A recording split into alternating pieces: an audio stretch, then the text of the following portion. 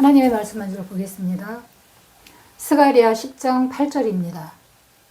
제가 봉독하겠습니다. 내가 그들을 향하여 휘파람을 불어 그들을 모을 것은 내가 그들을 구속하였음이라. 그들이 전에 번성하던 것 같이 번성하리라. 아멘. 찬송간정 부르겠습니다.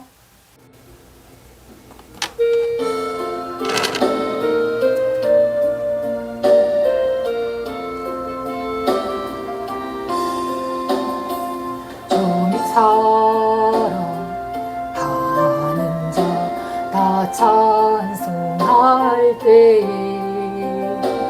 그 보좌 앞에 둘러서 그 보좌 앞에 둘러서 그 영광 돌리세 큰 영광 돌리세 저 밝고도 묘한 시온성 향하여 가세 내 주의 찬란한 성에 찬송하며 올라가세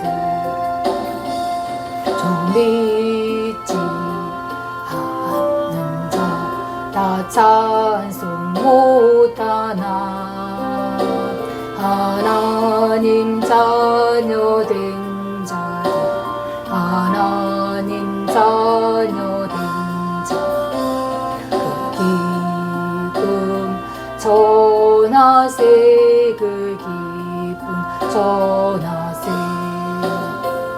저 밝고 묘한 시온성 향하여 가세 내 주의 찬란한 성에 찬송하며 올라가세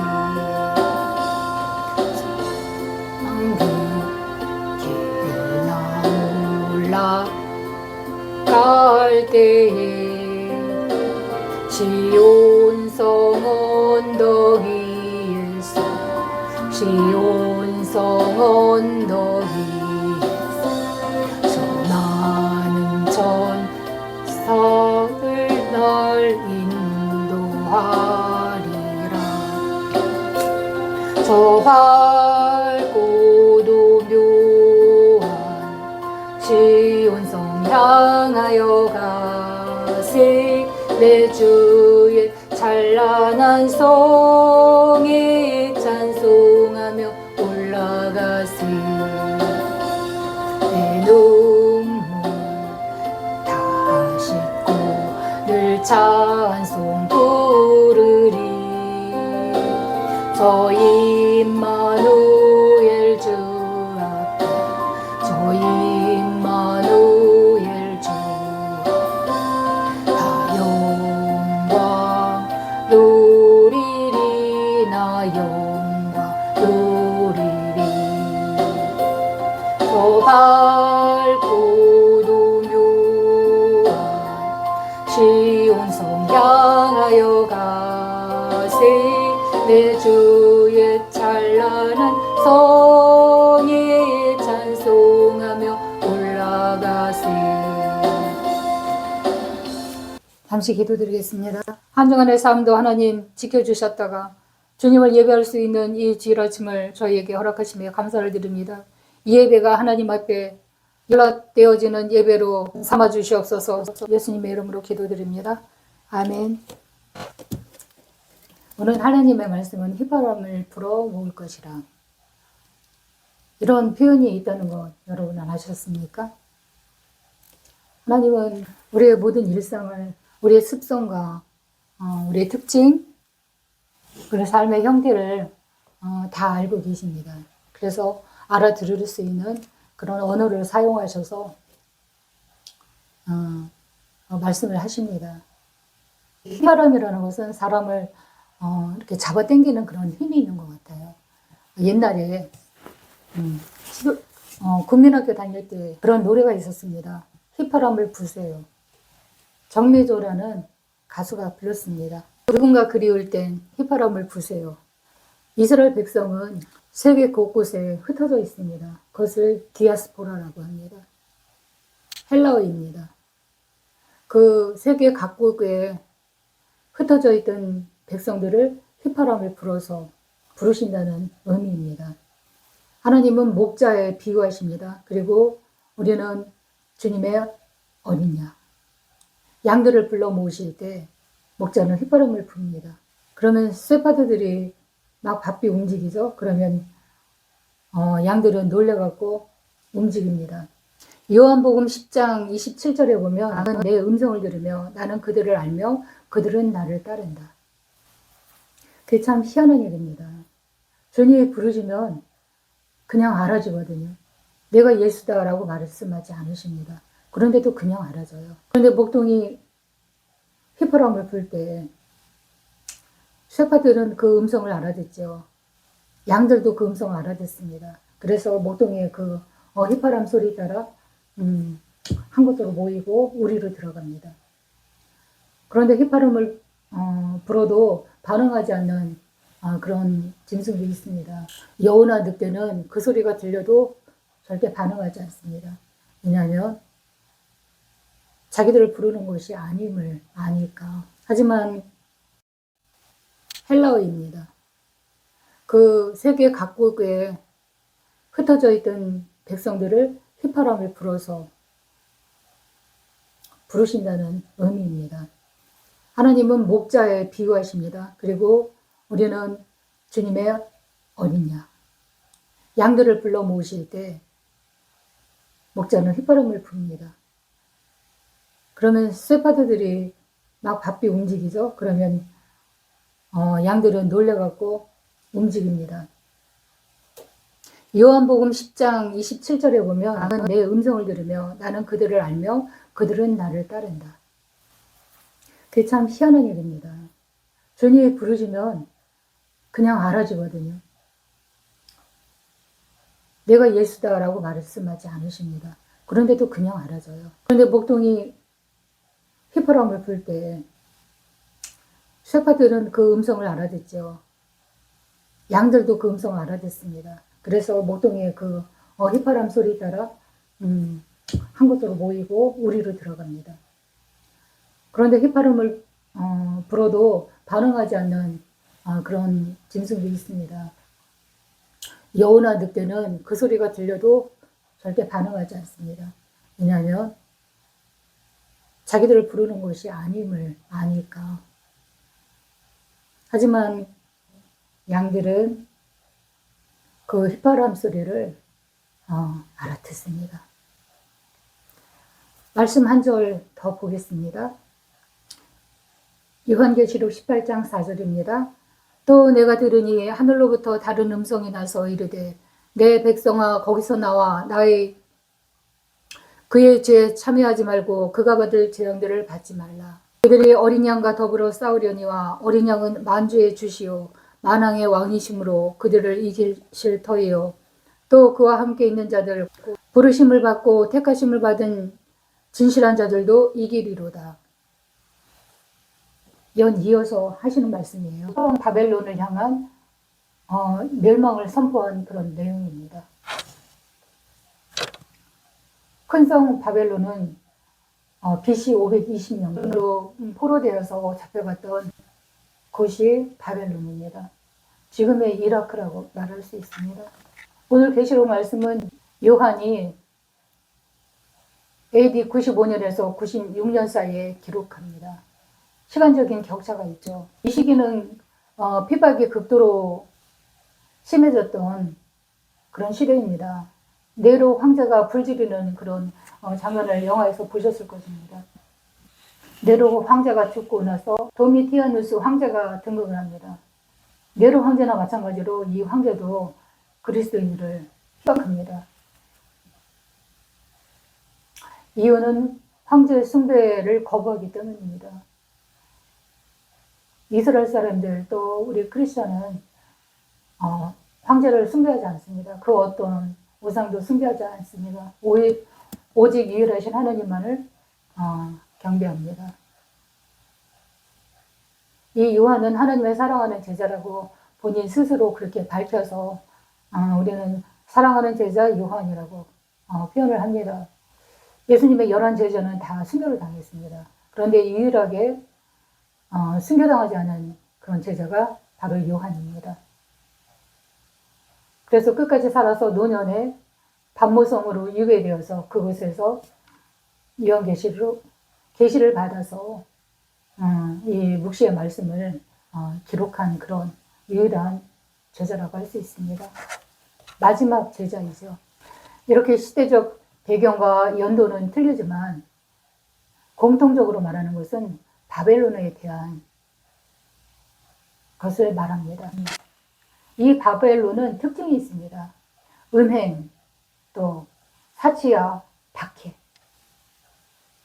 그 권력과 체제하에 살고 있는 것은 모두 통틀어서 바벨론이라고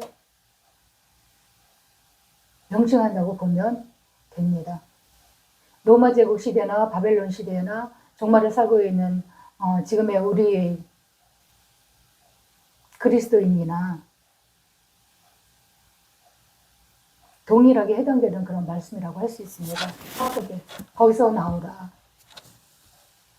저들은 멸망당할 터이니 같은 물에 발 담그고 있지 말라는 것입니다. 그 바벨론은 귀신의 처소이기 때문입니다. 분별하라는 말씀입니다. 아니다 싶으면 그 죄의 틀을 깨고 나오라는 촉구하심입니다. 하나님께서 저에게 풀어서 설명해 주신 시청각 교육을 통해서 설명하신 것을 여러분들하고도 나눠볼까 합니다. 제가 교실에 있더라고요. 그 교실 뒤편에 탁자가 있었는데 그 밑에 들어가서 숨습니다. 그 밑에는 먼지가 수북히 쌓여 있고 또 한쪽에는 생리다가 있더라고요. 그리고 또 그 벽에는 이렇게 수납을 할 수 있는 칸을 만들어 놨는데 그곳에도 빼곡히 있고 제 손에도 들려 있더라고요. 그런데 왠지 부끄럽습니다. 그래서 그것을 그 정리 칸에다가 올려놓고 그것을 빠져나옵니다. 책상과 걸상이 쫙 질비하게 정리가 되어 있는데 그 책상 위로 검은 옷을 입은 사제가 올라가 있더라고요. 그리고 이렇게 군림하는 자세로 딱 다리를 벌리고 서 있더라고요. 내 아래를 내려다보는 거죠. 그리고 왼편에는 사람의 뼈다귀가 쫙 정렬해 있더라고요. 아주 오래된 그런 해골이었습니다. 해골, 그리고 몸통, 팔, 다리 다 그 형체가 보존이 돼 있는데 어떤 발굴해 놓은 것 같더라고요. 그 옆에는 역사학자가 있습니다. 고고학자. 그 해골을 발굴해서 이렇게 정렬을 시켜놓은 그 고고학자가 그래서 진열을 해놓은 것입니다. 그런데 이 검은 옷을 입은 사제가 갑자기 잘 먹겠습니다 라고 인사를 하더라고요. 좀 의아했습니다. 아니 수고했습니다 라고 말을 해야지 잘 먹겠습니다가 뭐야. 뭘 먹어. 저는 그런 의문이 들더라고요. 꿈속이었는데도. 그래서 이 꿈이 깨고 나서 이게 무슨 의미일까 굉장히 생각을 또 많이 했습니다. 그런데 하나님께서는 말씀의 지혜와 지식의 은사를 주시거든요. 또 12장 7절에서 10절에 보면 각 사람에게 성령을 나타내심은 유익하게 하려 함이라. 어떤 사람에게는 성령으로 말미암아 지혜의 말씀을, 어떤 사람에게는 성령을 따라 지식의 말씀을, 그리고 또 능력 행함을, 예언을, 병 고침을 여러 가지 은사를 주신다는 말씀이 고린도전서 17장에 있거든요. 그래서 고린도 17장은 은사장이라고 이해하기 쉽게 그렇게 말들을 합니다. 잠시 풀어서 나눠볼까 합니다. 이 생리대는 영적인 간음을 뜻합니다. 우리가 하나님을 만나기 전에는 설교자를 통해서 지도자를 통해서 희미하게 알게 됩니다. 그러니까 그 말씀을 전하는 자를 숭배하게 되죠. 자기도 모르게 그렇게 그 말씀이 바르게 전해졌든 틀리게 전해졌든 어쩌거나 그 지도자를 바라보게 됩니다.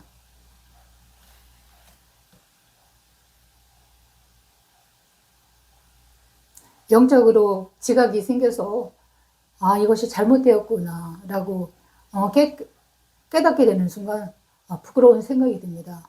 아, 내가 알지 못하는 가운데 하나님을 예배하지 않고 사람을 숭배했구나 라는 거. 그렇기 때문에 좀 부끄러운 생각이 듭니다.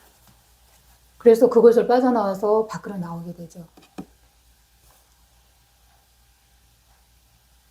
이 검은 옷을 입은 사제란 뜻은 여러 가지를 뜻해요.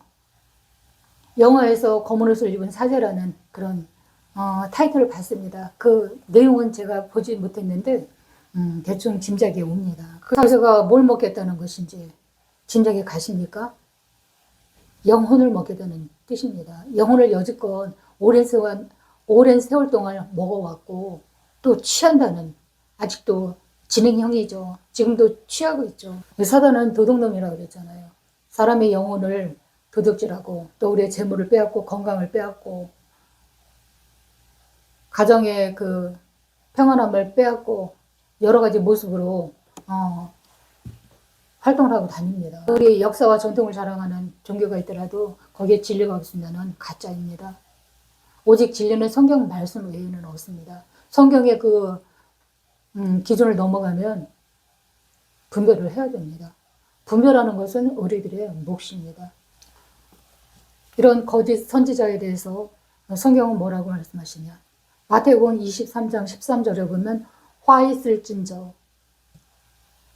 외식하는 서기관과 바리새인들이여 너희는 천국문을 앞에서 닫고 너희들 들어가지 않고 들어가려고 하는 자도 들어가지 못하게 하는도다. 이 검은 옷을 입은 사제는 니무릇을 뜻합니다. 창세기 10장 8절에 보면 니무릇이 나옵니다. 특이한 사냥꾼이라고 나오거든요. 제가 한번 읽어보겠습니다. 구스가 또 니무롯을 낳았으니 그는 세상의 첫 용사라. 그가 여호와 앞에서 용감한 사냥꾼이 되었으므로 라고는 말씀이 있습니다. 다른 성경에는 특이한 사냥꾼이라고 나옵니다. 이 특이한 사냥꾼은 당대의 영웅 호골이라고 하는데 굉장히 지도력 있는 그런 지도자였던 것 같아요. 정치를 잘했고 또 권력을 추구하고 또 이 제국을 건설한 그런 지도자라고 했습니다. 그런데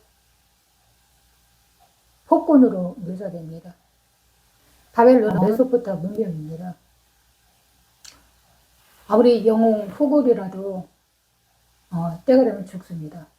니무롯이 죽고 난 후에 그 부인이 또 더 대단한 여자더라고요.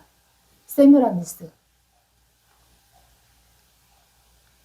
이 세미라미스는 이시타르입니다. 이 이시타르가 온난한 중에 아들 하나 낳았습니다. 온난의 상징이라고 할 수가 있거든요. 그 아들의 이름을 단무주라고 짓습니다. 그러면서 이 아들은 니무롯이 환생하여 난 메시아라고 사람들을 속입니다. 그러면 자기는 황후가 되죠. 그러면서 하나님의 자리에 올라갑니다. 뭔가 비슷하지 않습니까? 통일교회 문성명이 죽고 나자 장길자가 자기가 성령이라고, 여자 성령이라고, 독생녀라고, 자칭 독생녀라고 하면서 하나님 자리에 올라섭니다. 똑같습니다. 사단이 하는 짓은 맥락이 똑같습니다. 여신, 하늘 황후라는 말이 이 창세기 10장 8절에서부터 비롯된 것입니다.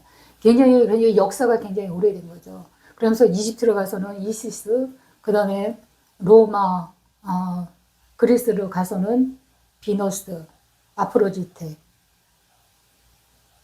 또 성경에는 아데미 여신이라고 나옵니다. 이 바벨론의 니무롯이 바벨탑을 쌓은 그런 지도자입니다. 그 바벨탑이 무너지면서 언어가 혼돈이 왔다고 합니다. 그러니까 언어가 하나였다가 하나님이 그 바벨탑을 칩니다. 그때 언어가 나뉘었다라고 성경은 나옵니다. 그래서 그 언어가 여러 세계 각곳으로 이제 퍼지게 되었는데, 이 바벨론 제국이 그때 당시에 패권을 쥐고 있던 그런 나라이기 때문에 힘이 막강했겠죠. 그래서 세계 곳곳으로 흩어져 간 사람들이 가지고 간 것이 그들의 그 종교, 문화 이런 걸 가지고 왔겠죠. 함무라비 법전도 이 바벨론에서 나온 겁니다. 이집트. 이 바벨론 종교가 퍼져나가서 하늘 황후가 되고 또 여신이 되는 겁니다. 그리고 바알은 남신이고 이시타르, 세미라미스는 여자신이라고 합니다. 이 세라미스는 음란의 여왕입니다. 그리고 바알도 음란합니다. 여기서부터 성창제도가 나온 것입니다. 그러니까 그 성적인 문란한 행위를 하면 신이 좋아한다 이렇게 생각을 해서 그 신전에다가 성창을 만들어서 음란한 짓을 벌여요. 남자가 사정할 때 풍년이 온다 이런 말로 사람을 미혹해서 이 종교가 급속하게 퍼지게 만든 장본인이라고 할 수 있습니다. 아스다롯, 성경에 아스다롯이 많이 나옵니다. 이것이 바로 같은 그런 맥락입니다. 다른 나라로 갈 때 다른 이름으로 불려지는 것이죠. 우리나라에는 단골레죠. 여러 가지 이동 경로가 있습니다. 그것을 통해서 그 무당의 영이 된 것이죠. 뿌리는 이 창세기 10장 니무롯과 세미라미스, 이 음란한 여자에 의해서 그 바벨론의 시초가 됐고 종교의 뿌리가 시초가 된 것입니다. 엄청난 속도로 파급된 것은 콘스탄티누 황제 때입니다. 이 콘스탄티누 황제는 헬레나의 아들이라고 알고 있죠. 헬레나는 종교심이 굉장히 깊은 여자로 크리스천이었습니다. 어머니의 영향으로 기독교를 받아들이게 되는데 혼합 종교가 된 것입니다. 거기서 있던 그 우상, 하늘 황후 그리고 단무주를 숭배한 그런 뿌리 깊은 종교가 박혀 있었는데 그 위에 어머니가 권한 그런 기독교가 플러스돼서 혼합 종교가 된 겁니다. 그래서 세계로 퍼져나가서 하는 상징물 이런 것도 같이 퍼지게 된 것입니다. 십자가가 여러 종류가 있다는 거 여러분 아십니까? T자로 된 십자가도 있고 단무조를 뜻하는 T자입니다. 우리가 알고 있는 십자가랑은 틀립니다. 여기서 유래가 된 거는 맞고 하지만 우리는 십자가상에서 죽은 예수님을 상징하는 그런 상징물로서 십자가를 걸지 그 십자가 자체를 우상으로 생각하지는 않습니다. 그 십자가에서 무슨 신비 능력이 나오는 것은 아니니까 그 정신, 그 복음, 의를 생각하는 거지 십자가 자체를 숭배하지는 않습니다. 이 바벨론이 이렇게 오랜 유구한 세월 동안 성경의 계시록에 나올 정도로 역사성이 있습니다.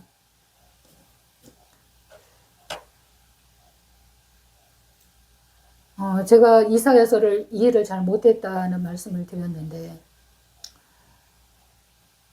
영적인 계보 아브라함부터 다윗의 자손 예수까지 이러는 영적인 계보만을 많이 연구를 했지 이 니무롯에 대한 계보는 제가 잘 연구를 안 했던 그런 부분이었습니다. 그래서 이사야서가 참 이해가 되지 않았는데 이사야서 46장에서 47조로 보면 여기까지 그 바벨론 우상 종교가 뿌리 깊이 내렸다는 것을 알게 되는데 이렇게 이스라엘은 하나님만을 섬기는 그런 하나님의 백성인데도 불구하고 그 가나안 땅에 있던 그런 바알이나 아스타롯 이런 바벨론의 우상 종교를 뿌리 뽑지 못했습니다.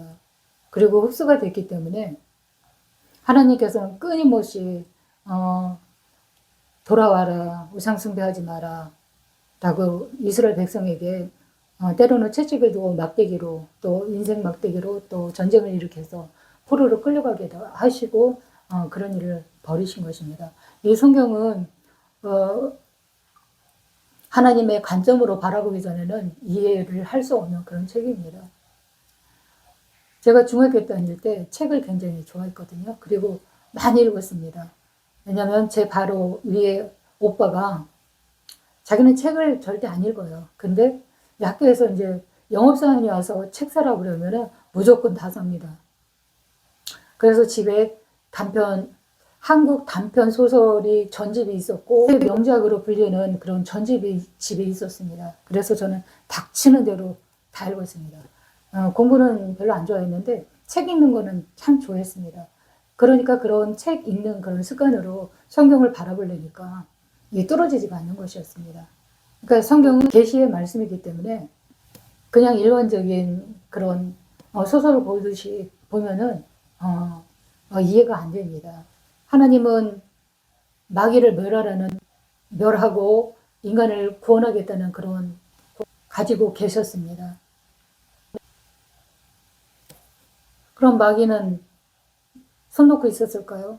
아닙니다. 마귀도 계획을 계속 한 번도 버리지 않고 지금까지 시행해 오고 있습니다.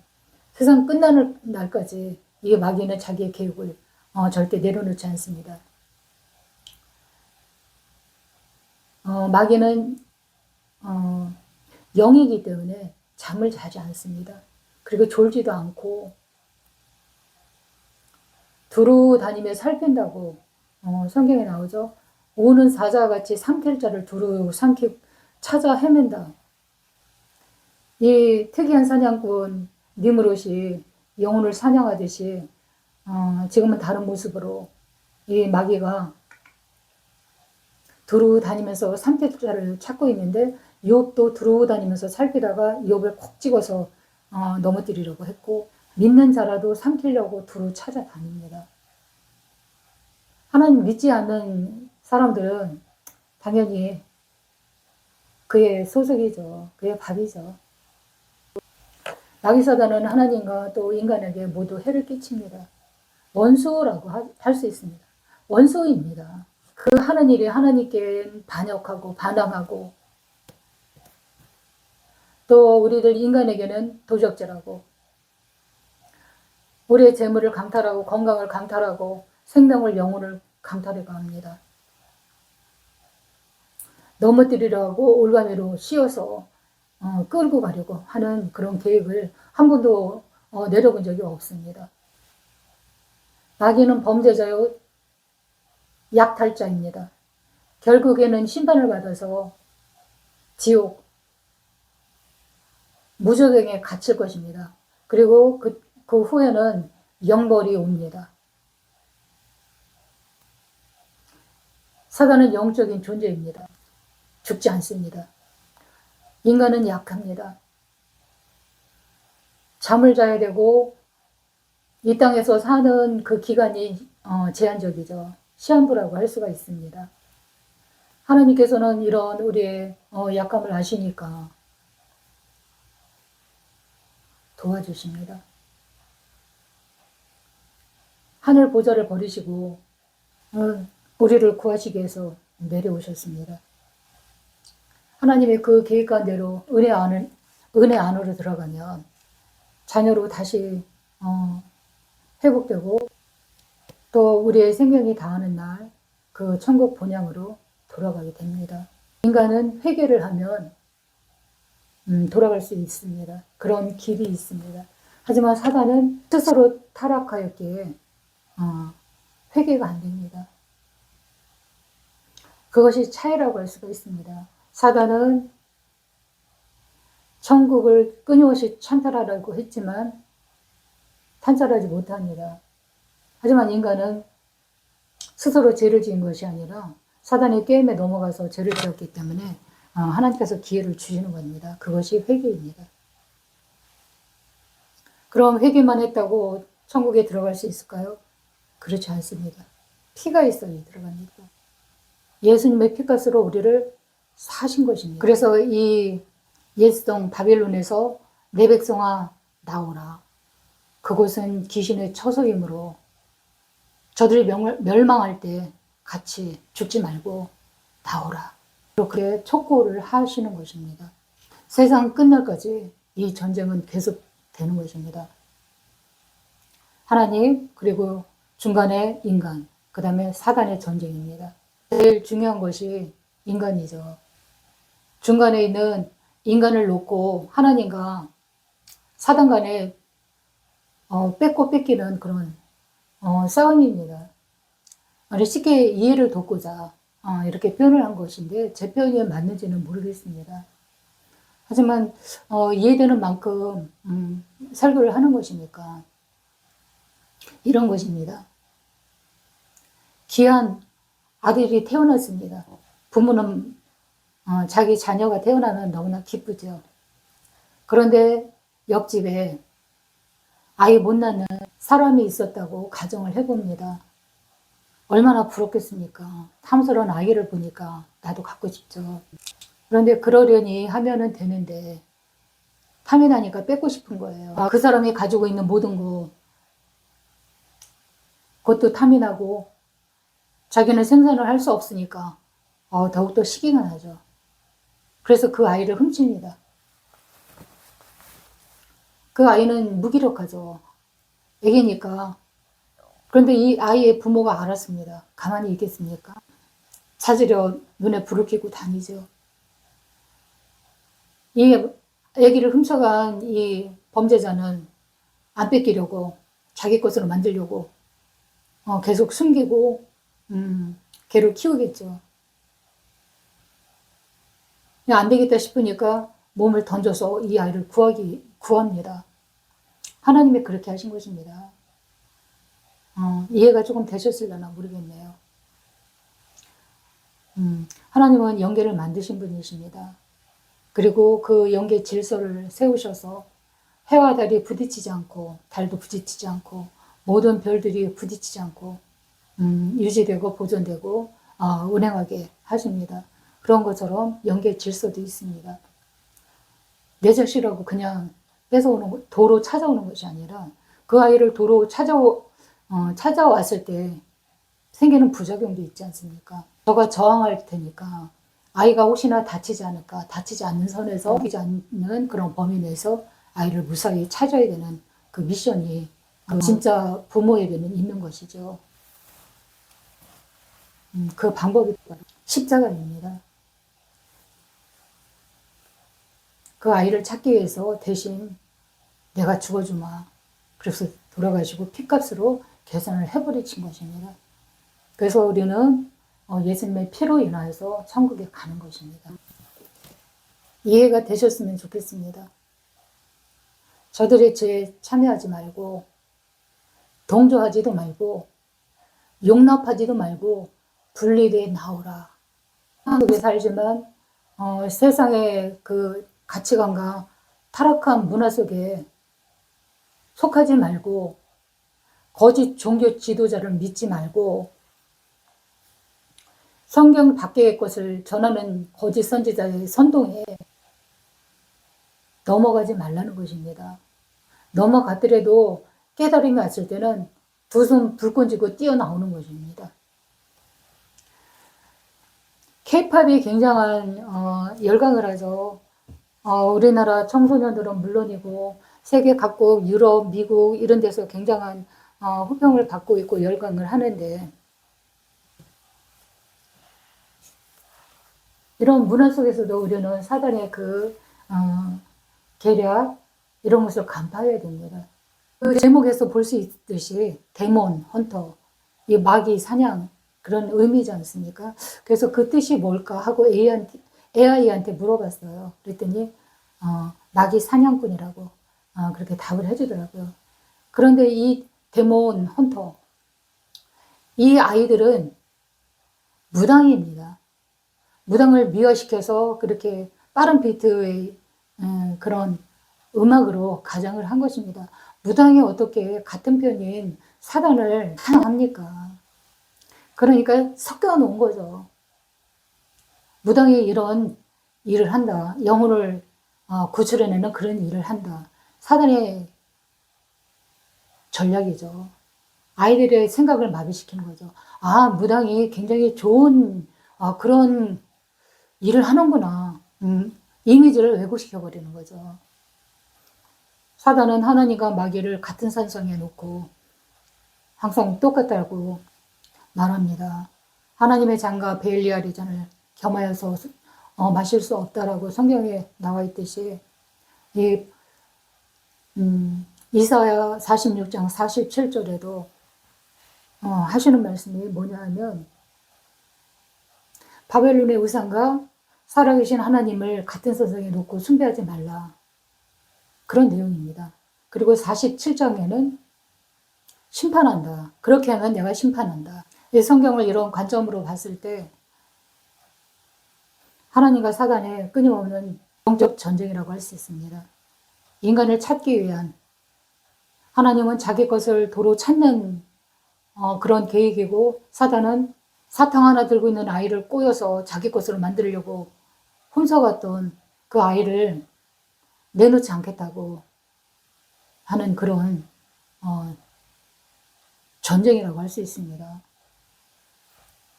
그런데 이 아이가 성장하면 진짜 아버지가 누군지를 알아보죠. 아버지께 가겠다 하는데 여지껏 키워준 나를 배반하고 네가 가? 사단이 순순히 내놓지 않습니다. 그렇기 때문에 사단에게서 태어나올 때 많은 대가를 지불하게 됩니다. 예수님께서 피로 대신 사신 바 되었지만 우리의 목도 있는 것입니다. 우리의 혼과 육에는 그들이 심어놓은 많은 생각과 또 잔재들이 많이 남아있기 때문에 예수님을 믿어도 그걸 빼는 그런 기간이 있습니다. 그거는 우리가 지불해야 될 수고고 대가입니다. 우리의 자아에 심어놓은 그 죄성을 못 박는 것입니다. 혼에 붙어있는 그 사단이 준 그 죄성을 못 박으라는 그런 의미입니다. 자아를 못 박는다고 우리 자아가 죽지는 않습니다. 자아도 죽는 것이 아니거든요. 하지만 그 뿌려놓은 죄성, 이것은 제거되는 것입니다. 세상 속에 살지만 세상과 똑같이 벗하고 살지 말아야 됩니다. 하나님을 믿는 그런 믿음으로 살아가야 됩니다. 나는 하나님을 믿는 크리스찬이야 라고 하면서 속은 옛사람 그 모습으로 달라진 것은 하나도 없고 하나님과 마귀를 같은 선상에 놓고 마귀한테 올렸던 그 음식도 같이 나누고 여기가 유리할까 저기가 유리할까 저울 줄 아는 그런 모습으로 사는 것은 버려야 됩니다. 이런 깨끗한 마음으로 준비하고 있지 않으면 도적같이 오시는 주님을 받게 됩니다. 말세라는 말은 늘 있어 왔습니다. 그래서 우리는 언제인지 모르지만 말세가 있다라는 것은 알고 있습니다. 말씀이 들려질 때 잘 준비하시기를 바랍니다. 잠시 오늘 말씀을 생각하면서 기도하겠습니다. 하나님 아버지 감사합니다. 우리의 영원한 생명을 주시고자 십자가에 제물로 돌아가셔서 구원해 주심을 감사를 드립니다. 하지만 우리의 믿음이 연약합니다. 죄성이 너무 뿌리 박혀서 그곳에서 헤어나온다는 것이 시간이 걸립니다. 하나님께서 오래 참아주심으로 우리를 멸망시키지 않고 기다려주시며 감사를 드립니다.